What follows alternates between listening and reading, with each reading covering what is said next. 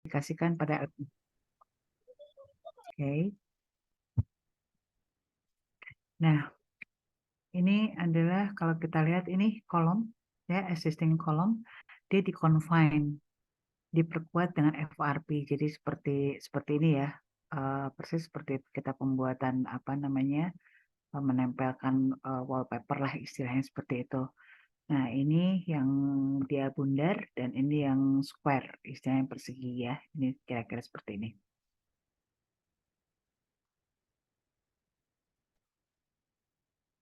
Nah, kita tahu kalau kolom itu bedanya dengan balok, dia dominannya menahan aksial karena dia bebannya sendiri adalah dia paralel atau longitudinal terhadap sumbu daripada si kolomnya. Ya, namun demikian, kalau si kolomnya tersebut dominan gaya aksial, berarti dia hanya menerima beban aksial aja P. Namun kenyataannya, terlebih pada gedung ya misalkan, mereka biasanya tidak hanya gaya aksial yang bekerja, namun juga ada momen. Oke. Nah, oleh karena itu, pada umumnya secara internasional kita kalau mendesain maupun menganalisis kapasitas daripada penampang kolom, biasanya kita menggunakan bantuan diagram interaksi. Saya berharap semua sudah pernah mendapatkan pelajaran atau mata kuliah mengenai bagaimana membuat diagram interaksi. Karena yang akan kita lakukan saat ini adalah sama perkuatan FRP ini kita melakukannya pakai cara diagram interaksi. Kira-kira seperti itu. Ya, jadi mohon kalau ada khususnya yang RPL ya, yang belum pernah menggambar diagram interaksi, silahkan mungkin bisa belajar sama temannya yang udah ya. Oke. Nah, di sini dikatakan bahwa untuk perkuatan FRP yang kita lakukan pada kolom ini disebut dengan confinement atau bahasa Indonesia pengekangan, jadi kekang ya. Karena apa? Kalau kemarin lentur kan kita cuma taruh di bagian bawah aja, bagian tarik, jadi tempel begitu aja. Udah gitu geser juga cuma sampingnya aja. Kalaupun ada U-wrap, artinya dia tidak mengekang keseluruhan. Nah, sedangkan kolom kita akan perkuatnya sekelilingnya, makanya dikatakan dengan confinement. Ya. Nah, perkuatan ini selain dia sudah jelas bisa meningkatkan kekuatan tekan daripada kolom yang kita perkuat, juga dia bisa meningkatkan duktilitasnya.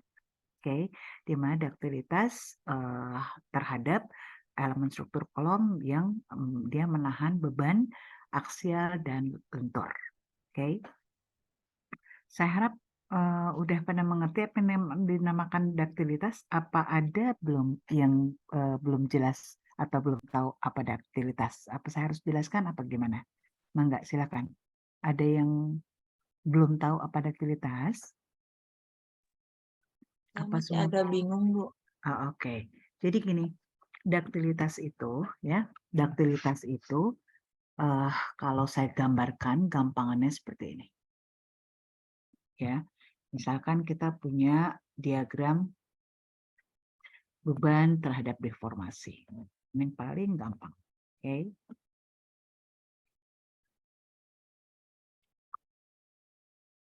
Nah, misalnya kita punya kurva di elemen struktur menerima beban. Nah, dia akan begini, kira-kira dia akan begini. Linear dulu, udah gitu non linear sampai peak load-nya, sampai turun ke bawah istilahnya gitu. Nah, tapi kalau dia beton tidak bertulang, biasanya dia cuma begini doang. Nah, sampai sini dia putus. Ada lagi beton bertulang, dia naik, tapi cuma sampai sini berhenti. Nah, ya, namanya duktilitas adalah suatu kemampuan daripada elemen struktur, ya, khususnya kita bicara beton bertulang, dia adalah perbandingan regangan saat dia mencapai beban maksimum nih, misalnya beban maksimumnya ini. Nah, kita lihat nih, ini deformasinya berapa? Deformasi itu bisa kita katakan ini P itu kita bisa korelasikan terhadap tegangan, sedangkan delta ini kita bisa korelasikan terhadap regangan. Nah, ya. Jadi kalau saya katakan ini adalah saya bilang aja regangan lah ya. Misalnya ini ya enggak ding, itu aja benar-benar. Sebentar. Ya, misalnya saya katakan ini regangan, deformasi itu deformasi. Nah ini yang maksimum itu kita bilangnya itu saat yield, oke? Ya. Beban maksimum itu adalah deformasi saat yield. Sedangkan sesaat dia mau runtuh, misalnya di sini, ya, ini kita sebutnya adalah deformasi atau regangan pada saat ultimate. Nah, sedangkan daktilitas dia simbolnya seperti ini, daktilitas. Daktilitas ada rasio atau perbandingan ya, deformasi saat dia sesaat mau putus terhadap deformasi saat beban maksimum dia capai. Ini namanya daktilitas. Nah, kalian perhatikan deh ya. Daktilitas untuk benda ujung ini sama yang ini nih. Ini kan beda ya. Ini mah di sini regangan yieldnya, di sini ultimate-nya. Kebayang nggak misalnya ini bagi ini berapa? Jauh kan ya? Sedang daripada yang ini banding ini. Artinya yang ini, grafik yang ini, dia punya daktilitas yang begitu tingginya. Artinya, kalau kenyataan itu gini, daktilitas itu kenyataannya gini. Jadi suatu elemen struktur, dia menerima beban nih. Sampai misalnya beban rencana dia sudah tercapai, tapi dia nggak langsung runtuh. Dia bertahan terus sampai lama-lama dia hancur. Nah, artinya bertahannya itu kita sebutnya deformasinya atau regangannya, sampai akhirnya dia hancur. Nah, kebertahanan ini namanya daktilitas. Nah, seperti ini nih, ini beton yang polos nih. Beton polos tuh biasanya kalau dia sampai sini langsung turun. Artinya apa? Bisa dikatakan regangan yieldnya sama regangan ultimate-nya itu berhimpit. Artinya dia daktilitasnya satu. Artinya dia tidak punya kemampuan lebih. Deformasinya setelah dia beban maksimum, dia langsung hancur. Nah, itu jelek sekali. Jadi terutama kita di Indonesia, daerah gempa, kita berharap bangunan-bangunan kita, ya terutama yang gedung tuh ya, yang high-rise building, itu tuh daktilitas tinggi. Ya, kalau di Indonesia kita kalau ngedesain, udah kali ya, kalian kemarin perancangan desain bangunan gedung ya, itu kan kalau nggak salah di peraturan tuh kita daktilitas tuh rata-rata kita di Indonesia tuh peraturan tuh daktilitas 4 paling tinggi. Nah, namun demikian jarang ya yang mendesain sampai daktilitas 4 karena apa? Nah, tapi kalau kayak negara Jepang yang memang dia negara maju udah gitu memang apa gempa dia rentan banget, itu tuh di atas 4 malah daktilitasnya gitu. Karena supaya apa? Supaya tidak ada korban kehancuran apa dampak daripada gempa tersebut. Kira-kira daktilitas itu. Yang bertanya tadi udah mulai mengerti? Apa masih kurang? Jelas daktilitas? Pengertiannya aja ya.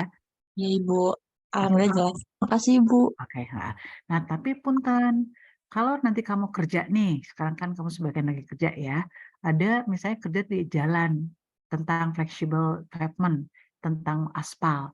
Nah, itu kamu jangan ribut tuh akhirnya, karena apa, definisi daktilitas di aspal, pengujian aspal sama gedung kita beda, sama beton. Karena di aspal itu, daktilitas itu artinya keuletan atau elastisitas. Jadi beda banget ya. Oke, kalau itu istilahnya daktilitas di aspal itu seakan-akan dia ya bentuk daripada materialnya kayak karet gitu lah ya. Tapi kalau kita bicara di struktur, daktilitas itu adalah terkait dengan strukturnya, bukan tentang materialnya. Oke, beda ya, beda banget. Oke. Ada yang mau ditanyakan lagi sebelum kita lanjut? Oke, ya, yuk. Kita lanjut ya.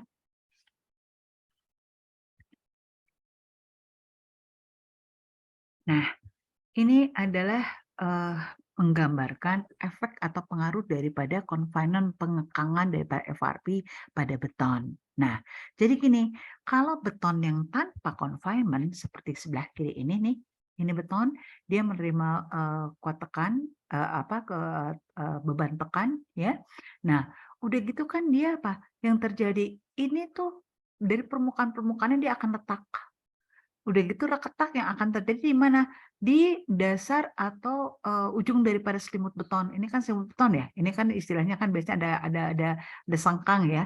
Artinya tuh di sini kenapa? Karena ada sengkang, makanya retaknya berhenti di sini. Ini retakan masuk ke dalam ini kalau si tulangan sengkangnya juga dia sudah mengalami yield, makanya retaknya menyebar ke dalam.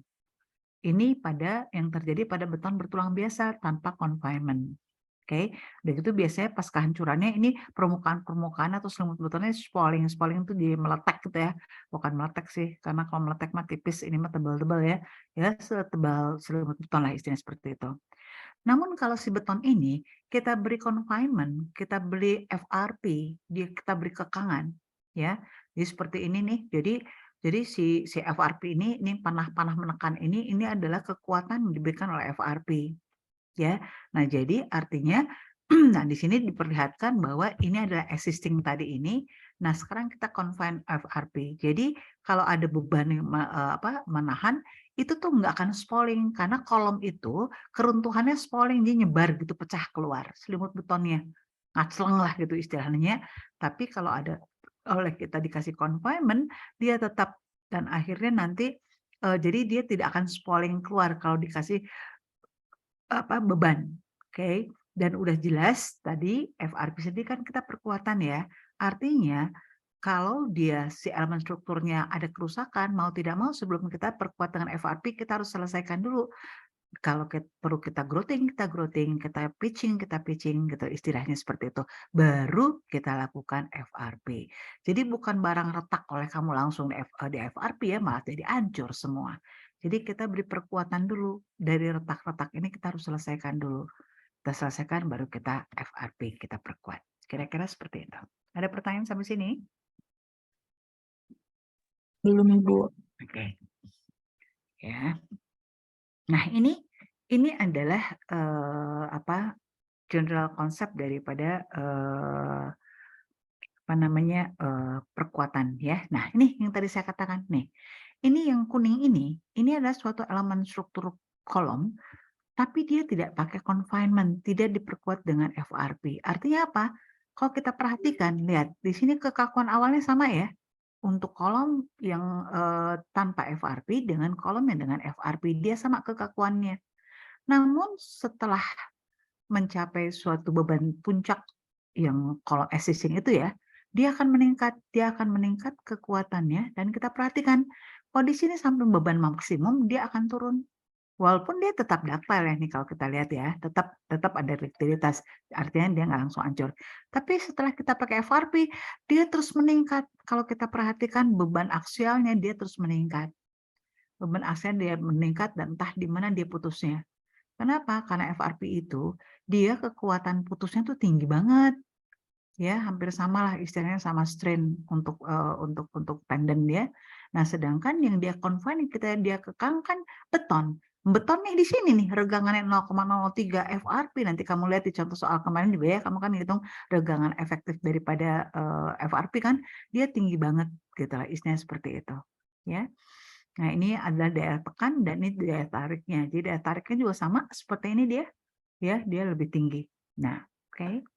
Itu kira-kira konsep daripada FRP dengan perkuatan FRP terhadap beton, kolom beton. Oke, seperti biasa kita untuk mendesain perkuatan FRP pada kolom seperti biasa kita akan membatasi regangan yang terjadi. Oke, nah di sini kalau kita misalkan ternyata kolom kita pure, dia betul-betul hanya menerima beban aksial tanpa beban momen, maka regangan efektifnya seperti ini. Regangan efektif daripada FRP-nya seperti ini, di mana ada kapar regangan, ini kita ambil 0,55. Di sini 0,55 ini ada tergantung merupakan kalau dia mengalami suatu keruntuhan prematur. Jadi kita anggapnya prematur itu yang paling kritis ya. Sedangkan regangan F ultimate kan kita dapat dari brosur.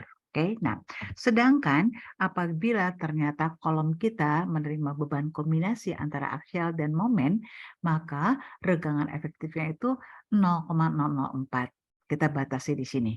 Oke, jadi di mana dia lebih kecil daripada kalau dia full aksial. Oke, itu jadi artinya karena apa? Karena kalau udah bending, dia bisa jadi malah kita lebih kritis lah intinya ya, karena ada dua gaya yang bekerja berbarengan. Oke, nah ini adalah kita ingin jadi kalau nanti kita membuat suatu pengujian lah istilahnya seperti itu ya. Ini adalah membandingkan ini. Jadi kalau kita tidak pakai FRP, tidak ada perkuatan lain, hanya ada kekakuan awal saja di sini ya. Tapi kalau pakai FRP dia kenapa? Ya, kalau pakai FRP ini kan kekakuan awal itu kan saat dia linear. Udah gitu akhirnya dia ada parabolik lah istilahnya non-linear di sini. Namun di sini dia kalau di sini kan dia parabolik terus ya, kalau dia enggak ini dia linear lagi. Artinya di sini ada second stiffness ya, kekakuan stiffness di sini. Dia meningkat lagi. Nah, oleh karena itu akhirnya nanti kita dapat tegangan tekannya FC ya, ini pakai rumus ini. Artinya ada parameter kekakuan second stiffness ya. Dan ini nanti apa itu second stiffness, kita hitung ini semua pada pakai persamaan segitiga sebangun lah istilahnya. Ini kita nggak usah bahas, kita langsung pakai aja, tapi kalau kalian ingin membuktikan, saya pikir tidak sulit ya untuk mendapatkan turunan-turunan rumus ini. Nah, ini tadi kita FC, sedangkan ini F aksen CC-nya. Oke, dan ini adalah regangan ultimate-nya. CC. Saya nggak akan bahas terlalu detail apa itu mereka, tapi yang jelas di sini kalau kita lihat nanti kita harus menghitung ini, mutu beton kita ketahui, psi juga nanti ketahui. Nah di sini ada KA, KA ini akan kita hitung dan FL juga ada, nanti juga kita hitung. Di sini FL sendiri adalah tekanan daripada FRP ya terhadap si betonnya. Dan di sini ada KA sama nanti ada KA sama KB, di sini adalah faktor daripada bentuk. Nih ada KA ya, bentuk. Kenapa? Jadi nanti akan berbeda KA ini kalau untuk persegi dengan bundar. Oke. Di situ karena kalau untuk persegi, nah untuk kalau misalnya kolom kalian persegi, itu sebelum kita lakukan confinement dengan FRP, itu corner-cornernya, ujung-ujungnya kan tajam ya. Itu harus kita kikir sehingga dia membentuk suatu curve gitulah. Jadi ada radius tertentu. Nanti di sini juga kita ada masukkan parameter radius. Oke. Jadi kenapa? Supaya menempelnya itu betul-betul di permukaan si penampang kolomnya. Itu maksudnya. Ya, seperti ini. Ini ada tadi FL. Jadi dia tekanan terhadap FRP dari permukaan beton, ya. Dan nanti ini FRP bekerja mengconfine ini dan akhirnya tekanan ini didistribusikan oleh FRP seperti ini, besarnya sebesar ini. Oke, ini adalah sebentar.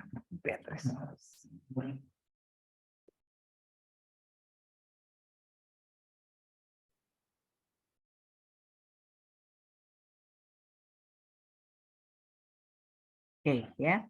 Nah, di sini berapa besarnya tekanan yang diterima oleh FRP daripada beton adalah kalau kita lihat di sini ada modulus FRP-nya, ada jumlah lapisannya, ketebalan FRP yang kita pakai, dan ini regangan efektif. Sedangkan di sini D ini adalah ini. Bentar ya, dia ada. Nah di sini karena dia bulat ya, maka C vektornya KA sama KB-nya 1. Apa itu D? Kita lihat di selanjutnya. Nah, ini D. D itu adalah kalau dia persegi ya, maka garis miring atau apa namanya. Ini diagonal section top, kita ambil yang paling panjang ya. Udah jelas ya, kesan juga sama ya. Ini adalah D. Jadi kalau untuk square, untuk persegi, confinement pressure-nya adalah ini ya, seperti ini. Artinya kalau di sini ya berarti D ini diameternya. Oke, diameter daripada penampang.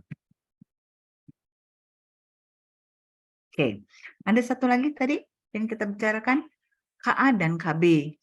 KA KB kalau untuk circular, untuk bundar kan sama dengan 0. Tapi kalau dia persegi, ya, nah ini effective confinement itu AE namanya ya, di mana AE nanti kita hitung ya.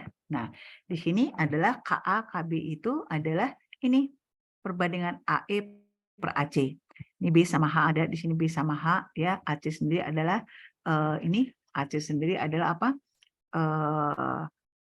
Area daripada penampang. Oke, sedangkan AE-nya sendiri adalah effective confinement yang akan kita hitung.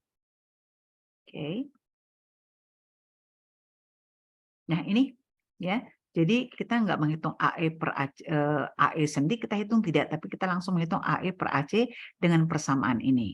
Nah, di sini BH kita tahu, nah A di sini RC di sini adalah dia corner, radius corner hanya untuk persegi ya. Mana cornernya nanti kita bahas ya. Ini AG sendiri adalah luas penampangnya, rho G juga, rho G sendiri adalah luas rasio antara luas tulangan utama terhadap penampang kolom yang ini ya. Oke, kita lihat di sini. Mana itu RC? Oh, sebentar, kok belum ada ya? Sebentar, saya lihatkan gambarnya, harusnya ada. Sebentar ya, mungkin ada di atas. Nah, ini RC, ups. Nah, ini lengkungan ini.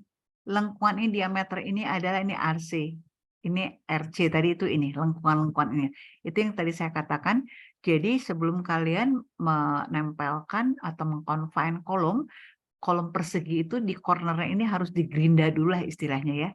Harus digerinda dulu.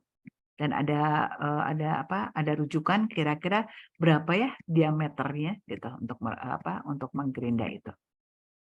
Oke, ini sekali lagi ini adalah dia membandingkan ya tegangan terhadap regangan untuk beton tanpa FRP dengan FRP, dan kita lihat di sini bahwa semakin tebal ya, semakin banyak perkuatan FRP yang kita berikan, maka dia tegangannya atau kekuatan aksialnya meningkatnya semakin tinggi.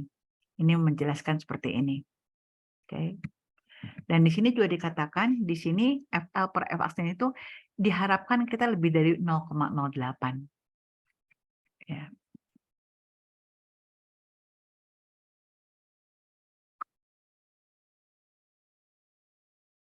Oke. Nah, ini adalah nanti akan kita hitung berapa sih kekuatan, kan ingat ya kalau misalnya kita menghitung berapa sih kapasitas gaya aksial kolom tanpa FRP, kan kita mudah ya menghitungnya bahwa 0,85 F aksen C, ini C ya biasanya kan ya untuk beton biasa ya, tuh dikalikan dengan AG ditambah dengan berapa banyaknya tulangan dikalikan F yield. Nah, namun kalau sekarang karena kita pakai FRP, maka ini kita ganti dengan F aksen CC yang tadi kita lihat di gambar tadi. Oke, bedanya cuma di situ aja.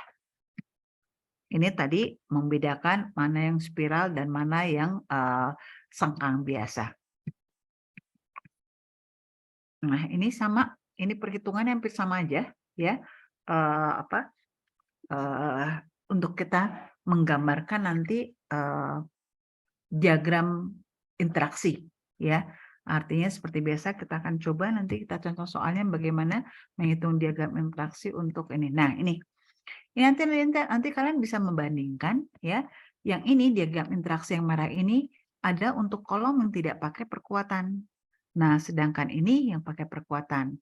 Kalau kita perhatikan di sini ya, ini dia putus-putus. Seakan-akan apa? Kita lihat kan kalau ini balance atau garis keseimbangan ya, atau balance failure, ini kan daerah dari garis balance ini ke atas kan ini terjadinya akibat keruntuhan tekan. Sedangkan ini keruntuhan tarik. Nah, di sini kenapa putus-putus? Jadi seakan-akan ya bahwa kalau kita confine pada pakai FRP namanya confine dan kekang ya. Jadi kita tidak mengharapkan ada keruntuhan tarik. Adanya kenapa? Karena dikekang. Jadi kalaupun ada keruntuhan di daerah tekan sini. Ya, intinya seperti itu maksudnya. Jadi, makanya dia bilang compression control. Oke. Kira-kira seperti itu. Kita lihat contoh untuk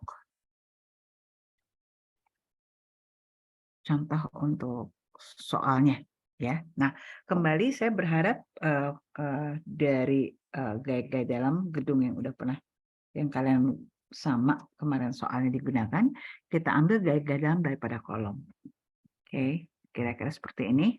Ya, dia ambil ya. Di sini nanti saya share, di sini dia salah ya. Ini harusnya 15 bukan 25 ya.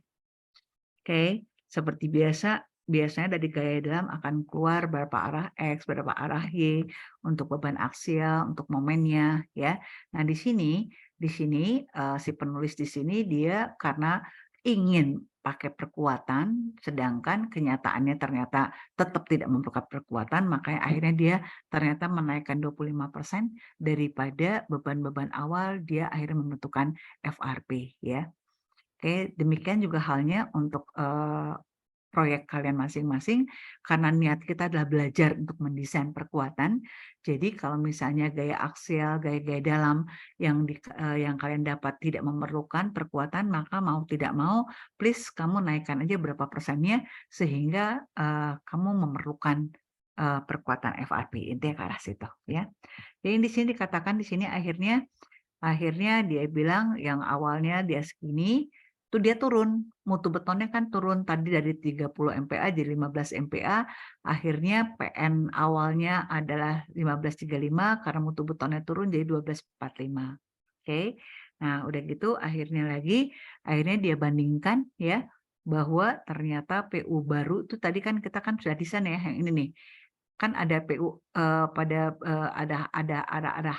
Y dan arah X. Kalian ambil yang arah yang beban maksimum ya seperti di sini PU-nya dia ambil yang maksimumnya yang 216 nih yang PUY karena PU X dia lebih kecil. Oke. Dibandingkan jadi artinya di sini kita lihat bahwa gaya aksial baru maupun momen baru dia lebih besar daripada yang existing. Ya. Oke. Sorry. Nah, kita mulai ya. Jadi mau tidak mau kita sudah punya existing daripada elemen struktur kolom. Nah, seperti di sini dikatakan bahwa B-nya 400, hanya 600 dan di sini ada berapa nih? 8 ada ini 8 ada berapa tulangan ya? 8 tambah 6 berapa? Ada 14 tulangan ya dengan dia. Nah, ini nih, ini RC itu ini. RC itu di sini. Nah, dia di sini diasumsikan RC-nya 25 mili. Oke. Dan di sini dia mencoba seperti biasa, kita akan coba-coba berapa lapisannya. Dia mencoba di sini menggunakan 4 lapis FRP dengan spesifikasi yang nanti di bawah ada. Oke. Nah, ini adalah data-data kolomnya, tinggi kolomnya, lebar, udah gitu tinggi selimut betonnya, ini jumlah tulangannya, ini sengkangnya, ini mutu beton yang aktual sekarang kita rencanakan turun ya 15 MPa dan selanjutnya. Oke. Jadi sampai sini lalu kita mulai. Seperti biasa di sini kita akan menghitung section properties-nya dulu lah istilahnya ya. Kita akan menghitung berapa sih selimut beton, udah tekan ya. Kita tahu selimut betonnya di sini dia mengasumsikannya 30. Dan please saya berharap kalian kalau bisa coba 40 ya selimut betonnya karena SNI menyatakan kalau elemen struktur yang tidak berhubungan langsung dengan tanah untuk balok dengan kolom itu minimum 40 mili. Jadi kalau 30 mili rada aneh, terkecuali memang estimasinya segitu kan kita bisa merencanakan, tapi kan kadang-kadang kontraktor melakukannya agak berbeda ya. Oke, ya mungkin karena apa-apa jadi berbeda, silahkan ya. Saya pikir saya nggak usah membahas apa itu D-aksen sama D, karena ini kalian di D3 juga sudah belajar itu. Nah, di sini dia akan menghitung luas penampang balok, ini tadi lebarnya B kali H, oke. Nah, udah gitu di sini dia katakan berapa sih luas tulangan satu buah, dia pakai diameter 16. Kita hitung seperti ini, oke. Lalu di sini luas satu buah tulangan, ntar apa bedanya? Hampir sama. Kenapa dia bikin 2? Ya. Nah, sekarang luas tulangan total. Ya, luas tulangan total ini ada A1, A2, A3, A4, A5. Ini adalah ini. Ini saya nge-review barangkali ada yang lupa atau belum pernah belajar diagram interaksi. Ini maksudnya, ini adalah barisan pertama. Luas tulangan barisan pertama 4 buah kali 4 kali diameter satu buah, luas tulangan satunya itu berapa. Jadi A1 dia ada 4 tulangan, A2 baris 2 tulangan, baris 3 2 tulangan, baris 4 2 tulangan, dan baris 5 4 tulangan. Itu yang dilakukan di sini. Oke, ini tadi ada 4, 2, 2, 2, 2, dan terakhirnya 4. Dan akhirnya kita hitung totalnya, AS totalnya penjumlahan semua. Oke. Nah, sekarang di sini dia mencoba ya. Nah, di sini terlihat bahwa dia ada 5 lapisan. Nah, di sini dia akan menghitung berapa sih jarak antar lapisannya. Maksudnya ini. Nih, dari tulangan sini ke tulangan sini itu berapa? Dari sini ke tulangan sini berapa? Itu kita hitung kenapa? Nanti untuk menghitung lengan momen. Oke, dari jarak-jarak tulangan. Jadi kamu harus hitung juga jarak-jaraknya, ya. Seperti ini, dan ini adalah luas tulangan, ini row aktualnya, dan ini tadi karena kita tahu di sini dia persegi, maka kita harus menghitung D tadi ya, yang diagonal tadi ya. Oke, ini rumusnya kita masukkan. Nah, di sini kita akan menghitung AE per ini. Sebentar, kenapa tadi dia nggak pakai ini? Bentar ya. Bentar. Ini dia harusnya menghitung langsung ya. Ini AE, ini per, sebentar saya lihat kan ya, sebentar. Kalau nggak kita ikuti ini dulu aja, kita masukkan nilai-nilainya. Sebentar, kenapa? Sebentar, saya harus lihat dulu. AE, ntar kita lihat yang tadi ya, sebentar, ini saya stop dulu. Oops, saya buka yang tadi. Yang tadi mana ya?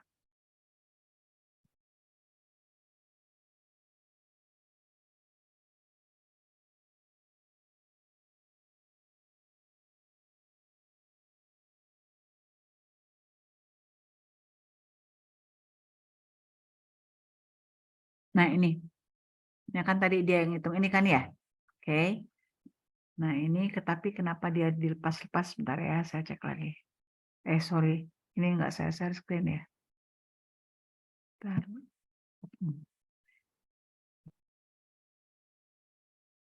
Sorry.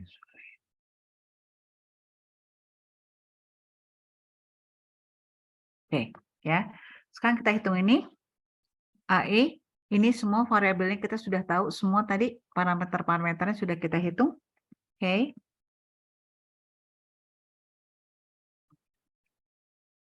Nah, ini seperti ini. Ya. Oke, sekarang kita akan menghitung properties materialnya.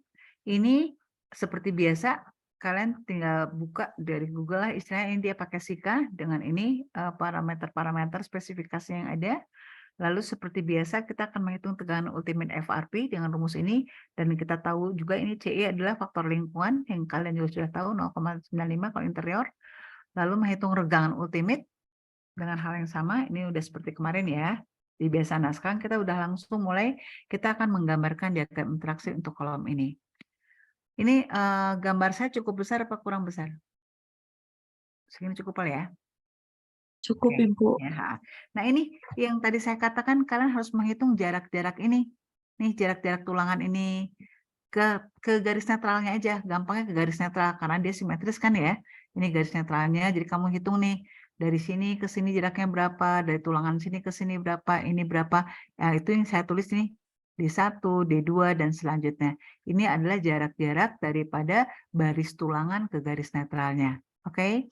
Nah, lalu di sini ya, ini untuk tulangan yang 4 biji ini, maka gaya yang bisa dia terima kita sebut dengan F1. Ya, ini gaya yang kedua, ini F2, dan selanjutnya. Jadi itu step-step yang akan kita bikin diagram interaksi. Ya enggak, nanti ini kita akan cari gaya. Tapi sebelumnya kita akan menghitung berapa regangannya dan sebagainya. Oke, ya. Ini kira-kira itu. Sekarang kita akan menghitung regangan efektif RAP dengan rumus ini. Oke, di mana KE tadi di slide yang awal kita udah tahu bahwa KE-nya adalah 0,55. Sedangkan regang ultimate-nya tadi sudah kita hitung di atas. Oke, bukan dihitung, sorry. Ini dari pabrik, dari brosur. Ya. Akhirnya regangan efektifnya kita dapat, lalu kita hitung ini batas maksimum tekan FL yang tadi rumusnya ini. Nah, kalau kita lihat di sini juga ini juga sudah ada semua ya. Ini modulus elastisitas, jumlahnya tadi kita ambil 4, ini ketebalannya, ini regangan efektif yang barusan kita dapat. Akhirnya dapat kita FL 19,3. Nah, di sini dikatakan di peraturan tadi di slide bahwa kita dianjurkan FL per F aksen C-nya itu lebih besar daripada 0,08. Artinya apa? Kalau misalnya kamu nggak dapat nih seperti ini ya, sebentar ya. Let me see. Nah, ini kebenaran sama. Kalau misalnya kamu lebih kecil daripada 0,08, berarti tadi spesifikasi atau jumlah FRP yang tadi kita asumsikan 4 lembar itu tidak cukup, tidak mencukupi. Artinya kalian langsung balik lagi ke proses ke step 1. Tapi kalau ini udah oke, ya kita bisa langsung jalankan. Kita lanjutkan ya. Nah, kita akan menghitung KA, di mana KA adalah ini. Ini tadi AE per AC kita sudah dapat, kita hitung di atas tadi, maka KA kita dapat Nah, lalu kita akan menghitung F aksen CC, di mana F aksen CC rumusnya adalah ini. Nah, di mana di sini, ini si ini juga kita dapat, ya. Ini KA tadi udah dapat, FL dapat, maka F aksen CC juga dapat. Ini psinya 0,95. Ini ada juga, nanti kalian dapat di tabel, di bab 10 kemarin ya, bab 12. Nah, lalu sekarang akan menghitung kapasitas gaya aksial nominal atau PPNA. Kita sebutnya PPNA. Nah, kita masukkan rumus dasar ini yang tadi ada di slide atau di peraturan juga ada. Oke, di mana kita ambil Pi-nya 0,65. Di sini Pi ini adalah menentukan apakah sengkang kita dia spiral atau sengkang biasa. Ini kayaknya sengkang biasa, kita ambil 0,65. Ini angka-angkanya semua sudah ada, kalian tinggal masukkan, maka kita dapat PPNA. Dengan demikian, untuk PPNB-nya ya 0. Kenapa? Karena di sini adalah untuk gaya aksial murni. Jadi maksudnya gini, rencana kita, cita-cita kita akan membuat gini nih diagram interaksinya. Nih, kita akan bikin diagram interaksi kira-kira seperti ini. Kira-kira seperti ini. Ini adalah titik A. Artinya di titik A ini tidak terjadi momen, ini kan P, di sini momen. Oke? Nah, yang barusan kita dapat ini adalah gaya aksial di titik A. Nah, dia bilang dapatnya segini nih, 549. Tapi momennya kan di sini, momennya kan 0. Jadi momennya 0. Kira-kira gitu.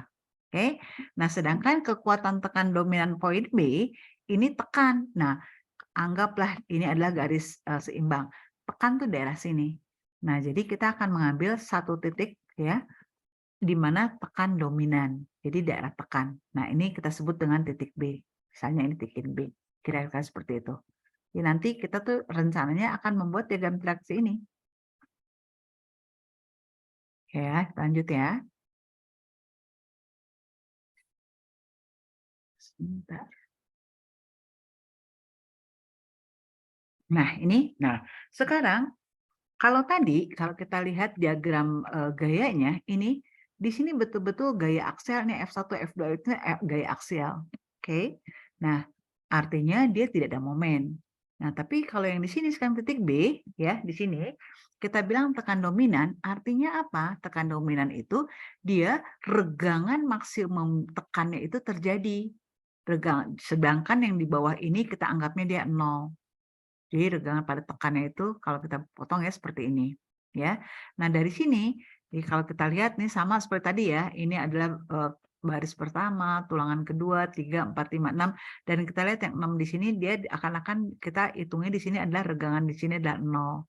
Sekarang dia kan kita akan mencari ini regangan 5 berapa, regangan 4 berapa, itulah maksudnya. Ya, nah nanti udah dapat regangan-regangan ini, baru kita ngitung nih F6 itu berapa? F6 itu regangan 6 dikalikan dengan mutunya, dengan apa namanya? Dengan tegangannya. Ini juga sama semua. Kita akan hitung seperti itu. Kita hitung ya. Sekarang kita mulai ya. Kita mulai untuk kondisi tekan dominan. Nah, sama seperti tadi, kita akan menghitung berapa regangan efektifnya seperti tadi ya, persis ya. Lalu step keduanya, nah kita akan cek bahwa dia harus lebih besar daripada 0,04. Kembali, kalau tidak berarti kita mulai lagi dari nomor 1. Berarti tadi kapasitasnya atau kebutuhan FRP kita kurang. Oke. Kalau memenuhi syarat, kita langsung ke nomor 2 itu FL. Oke. Dengan rumus yang sama seperti tadi ya, kita hitung sama ya. Kita masukkan nilainya, kita kembali lagi menghitung rasio FL terhadap F aksen C. Ternyata dia masih oke. Berarti sampai titik ini kita masih oke ya dengan 4 lapis tadi. Lalu kita menghitung F aksen C ini berulang ya kayak tadi ya. Pokoknya berulang. Nomor 3, nomor 4 juga tadi ya. Kita berulang. Nah, sekarang ada yang baru, kita menghitung regangan CCU, regangan saat betonnya mau hancur. Di sini adalah rumusnya ini, di mana tadi KB kita sudah hitung ini. VL per V aksen juga tadi kita sudah hitung. Ini semua sudah ada. Kita masukkan semua. Oh, di sini sorry, regangan aksen C yang belum dapat. Ini kita masukkan ini, di mana ini mutu betonnya. Ini maaf ya, ini bukan 25 ya, 15 ya. Kamu nanti ya jangan salah terima gitu. Ini 15 ya. Oke, kita masukkan ya. Sehingga akhirnya kita mendapatkan nilai ini. Nah, dari nilai regangan CCU ini, dia harus lebih kecil, tidak boleh lebih daripada 0,001 ya. Nah, kita lihat di sini dia ternyata oke, berarti memenuhi syarat. Kembali seperti tadi, kalau tidak memenuhi syarat kalian balik lagi ke atas ya. Nah, sekarang kita akan menghitung ini stiffness, second stiffness. Ini yang tadi kita lihat di grafik ya. Kita masukkan ini F aksen C, tadi kita dapat F aksen C, sorry ini 15 kembali ya per ini. Oke. Kita dapat E2-nya sekian dan kita akan menghitung regangan transisi akibat FRP. Dengan rumus ini kita masukkan hasilnya sekian. Oke. Nah, sekarang ya, kita akan menghitung koordinat vertikal pada daerah tekan.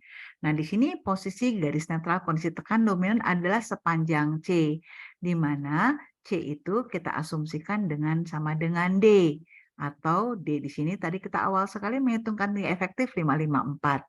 Ya, sehingga garis netralnya kalau kita hitung terhadap YT ya, YT itu adalah garis netral di atas Y-top ke garis netral dari serat atas, kalau YB dari serat bawah ke garis netral. Nah ya, ini sebenarnya segitiga sebangun ya. Kita masukkan nilai-nilai ini sehingga kita dapat YT sekian. Nah, akhirnya kita sekarang akan menghitung gaya aksial. Namun di sini kita pakai rumus ABC. Nah, kalian rumus ABC-nya adalah nanti ini semua ada ya, di mana A itu dijelaskan ini rumusnya, B rumusnya ini, C dan D. Ini semua kita masukkan nilai-nilainya karena kita sudah punya nilai-nilainya semua ya. Nah, kita masukkan. Nah, kita akan masukkannya nanti di sini. Nah, ini sekarang kita perhatikan ini ya. Kita sekarang akan menghitung regangan tulangan per lapis. Jadi gini ceritanya, kalau misalnya kayak gambar kan ya, tadi kan di atas kan dia gini nih. Nah, tadi kan dia gini kalau nggak salah ya, gini, oke. Nah, kalau nggak, ntar saya lihat dulu deh ke atas takut salah gambarnya. Ups. Ya, saya tunjuk ke atas dulu ya. Ini halaman berapa? Halaman 10. Nah, ini. Nah, ini kita akan menghitung regangan ini. Kita akan menghitung berapa sih besarnya regangan ini. Gitu loh. Jadi kita pakai segitiga sebangun aja. Segitiga sebangunnya mana? Yang kita punya tuh ini nih. Nah, ini kan regangan CCU. Ini kan dia 0,003. Nah, udah gitu kita juga tahu kalau ini adalah apa? Ini adalah D, ya kan? Nah, sedangkan kita mau cari yang ini. Ini jarak ke sini berapa ini? Ini jarak ke sini berapa? Intinya kan D dikurangin ini kan? Nih dikurangin ini ke sini berapa? D aksen. Oke? Jadi kita langsung segitiga sebangun. Jadi artinya apa? Artinya misalnya jadi regangan 1 per 0,03. Ini kan ini per ini sama dengan ini per ini panjang. Gitu kan ya segitiga sebangun ya? Nah, itu semua dikerjakan untuk setiap regangan 1, regangan 2, regangan 3 pakai segitiga sebangun. Jadi itu yang ada di tulisan persamaan ini. Jadi saya minta nanti tugasnya kalian harus menggambarkan segitiga sebangunnya supaya saya mudah untuk mengecek apakah kamu benar apa enggak ya mengerjakannya. Bentar, kenapa dia nggak mau turun? Oke. Oh ini. Nah ini. Nah, jadi ini semua didapat dari segitiga sebangun. Jadi please saya minta nanti kalau nggak digambar saya kurangi nilainya ya. Tulis jadi regangan 1 kamu gambarkan segitiga sebangunnya tadi.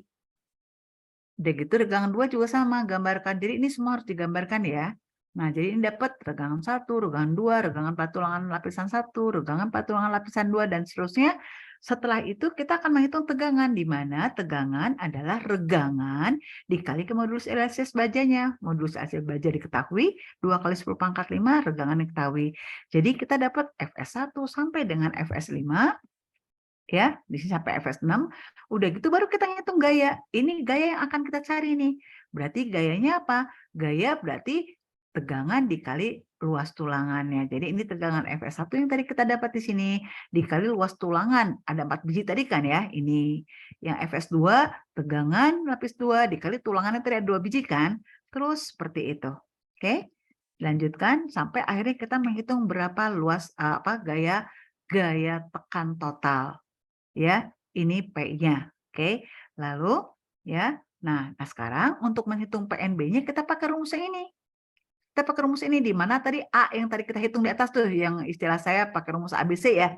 Ini B-nya, C-nya, D-nya tadi kita udah hitung. Nah, di sini ada luas total tulangan dikali luas total daripada tegangan. Di mana P-nya kita ambil P-nya segini karena dia sengkang biasa.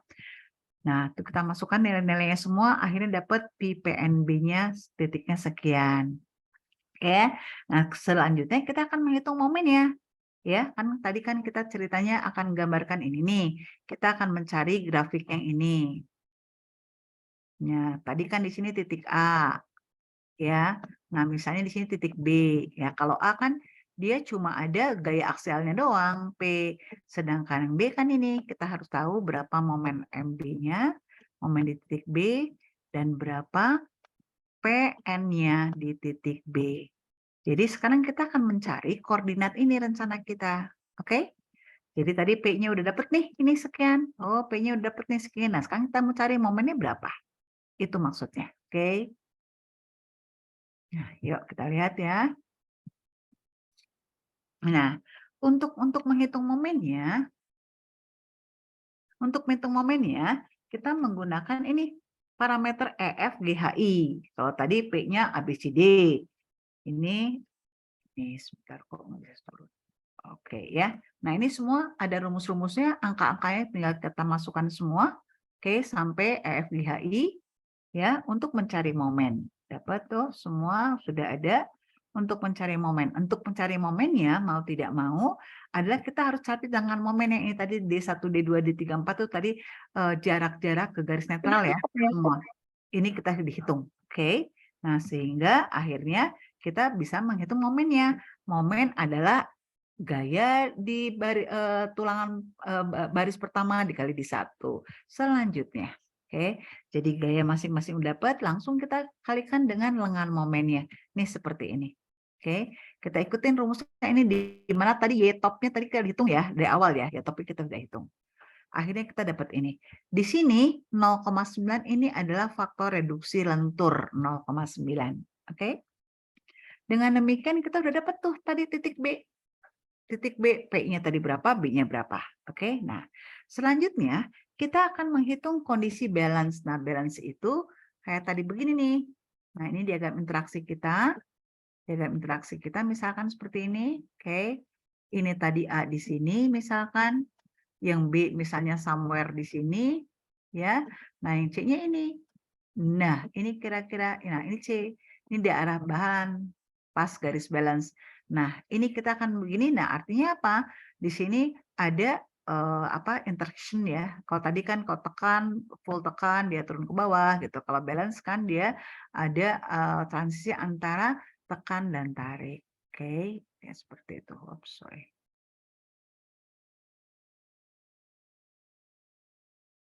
Ya. Nah, jadi kita akan menghitung sekarang bagaimana koordinat untuk poin C. Hampir sama semua ya, hitungannya hampir sama, cuma letak garis netral ini aja yang tadi berbeda nih, ada Y-top yang berbeda. Tadi kan Y-topnya kan di keseluruhan ya, kalau ini enggak sini. Jadi ini semua yang harus kita hitung. Prinsipnya sama. Oke, cuma perbedaan garis netral aja tadi. Oke ya. Ini semua sama, kalau kita lihat semua sama ya. Kita skip aja maksudnya karena sesuatu yang sama. Oke, ini cari garis netral, cari Y-top nih ABCD kayak tadi ya. Udah nih, nyari gaya, udah ngomong gaya, lalu kita cari momen, ya kan? Nih, dapatlah titik C atau garis netral. Ini tadi lengan-lengannya. Nah, ini gaya-gayanya, ini momen di titik C. Oke. Nah, sekarang kondisi tarik dominan.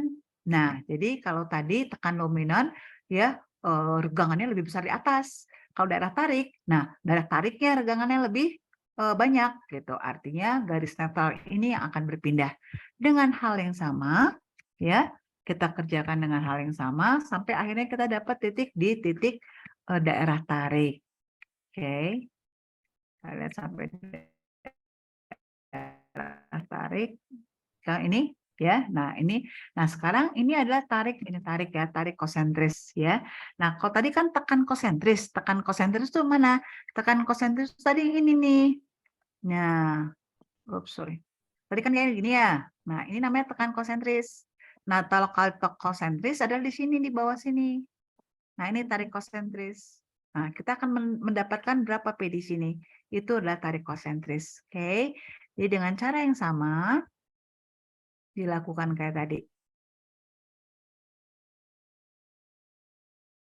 Ya, ya. Nah, sampai akhirnya kalian bikin tabel kayak gini. Tadi tekan konsentris berapa? Kan tekan konsentris momennya 0, ya kan? Kalau tarik konsentris juga momennya 0. Nah, inilah momen-momen tadi P sama momen yang tekan dominan, seimbang, tarik. Nah, setelah ini kalian bikin pakai Excel aja, keluarkan apa ini diagramnya. Ini seperti ini. Kalian keluarkan diagramnya seperti ini, kira-kira seperti itu. Ya. Nah, udah gitu, ini titik-titik yang kalian tadi dapat A, B, C, D, E. Sedangkan ini, 2 titik ini adalah titik yang tadi istilahnya yang ini adalah yang tadi tanpa FRP. Di sini artinya dia udah kritis ya, mau runtuh. Nah, ini yang dengan kekangan FRP. Nanti kamu plot di gaya ini. Dia menunjukkan ternyata perkuatan dengan 4 lapis di sini dia oke. Intinya seperti itu. Ya. Ini ya gitu. Oke. Ini nggak usah sampai sini juga nggak apa-apa. Kamu cukup sampai sini aja. Sampai sini aja. Itu udah oke. Kira-kira seperti itu. Jadi saya pikir tidak sulit ya kalau tinggal masuk-masukkan aja diagram interaksi. Walaupun yang belum pernah membuat diagram interaksi juga dengan tidak sengaja ya barusan juga kita ngulang lagi. Kira-kira ada pertanyaan sampai sini? Yuk sambil nunggu pertanyaan silahkan kameranya dinyalakan lagi. Tolong difoto dong. Hari ini cuma 43 orang. Tolong PJ-nya nanti ditulis namanya jangan salah lagi ya. Yuk. Udah semua? Karena ini hari terakhir saya, udah gitu artinya kalian punya waktu lama sih untuk mengerjakannya. Namun demikian, toh minggu depan ada, kalau nggak salah minggu depan steel jacketing dulu deh. Baru concrete jacketing. Steel jacketing itu oleh Pak Lutfi dan concrete jacketing oleh Pak Heri. Nah, jadi istilah saya, kalian boleh submit sampai akhir Februari deh, yang ini. Oke? Ya. Tapi please kalau saran saya jangan nungguin akhir Februari, ntar tetap ya kamu kerjainnya semalam ya. Oke, karena kalau kita lihat tadi perhitungannya cukup banyak kan ya. Mudah sih, tapi looping lah istilahnya ya. Jadi please jangan menunda waktu untuk mengerjakan ya. Ada pertanyaan sampai sini? Ada yang mau ditanyakan?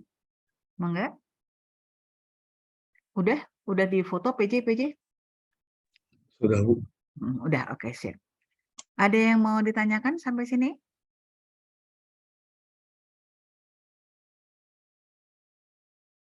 Mangga? Udah bisa semua? Oke, kalau gitu kita ketemu lagi. Kalau tidak salah, saya masuk lagi akhir semester. Kalau nggak salah. Jadi mungkin waktu itu namun yang saya ingatkan nanti ada UTS FRP termasuk atau mungkin UTS-nya FRP. Karena takutnya yang steel jacketing sama concrete jacketing belum beres. Jadi makanya saya katakan kamu tetap kerjain ya segera sebentar supaya UTS-nya kamu bisa mengerjakan. Oke? Ada pertanyaan? Kalau tidak kita akhiri. Ya, mohon maaf lahir batin. Ya, kekurangan dan kesalahan saya dan hapunten kemarin saya ngecat terlalu eksplisit banget ya. Itu bukan kesalahan kalian saya pikir yang RPL punten tapi sistem ya dan kebijaksanaan ya. Ya kalau menurut saya itu sama sekali tidak wise ya. RPL masa dikasih waktu jam kerja, benar nggak? Ya kan? Nah, tapi ya gimana gitu loh. Jadi untuk next time saya akan kasih masukan ke bukan hanya jurusan ya, ke Polban. Karena dia yang minta untuk RPL dibuka. Jadi harus komit gitu lah. Kalau enggak kan yang kasihan kan mahasiswa ya yang dijadikan korban. Oke? Dan saya sebagai dosen saya juga enggak mau dijadikan kambing hitam gitu loh. Ya kan? Karena kan saya harus mendidik. Saya bukan mengeluarkan nilai saja, tapi saya juga harus mendidik semua orang ya, termasuk juga manajer Polban ya. Kalau mau buka RPL, ya bikin peraturan yang betul. Oke? Karena kalau RPL yang dulu awal-awal betul-betul kita weekend. Nggak ada hari kerja, jadi nggak ada excuse kalian lagi kerja. Oke? Mudah-mudahan bisa diperbaiki ke depan ya. Yuk, mohon maaf lahir batin. Selamat mengerjakan, seperti saya katakan UTS-nya ini, jadi please jangan ditunggu sampai akhir semester kita ketemu lagi ya. Kita akhir bulan ini selesai ya. Oke, assalamualaikum. Terima kasih banyak, Terima kasih Bu. banyak, Bu. Sehat selalu. Sehat selalu, Bu. Sama-sama, kalian sehat semua ya. Tetap semangat.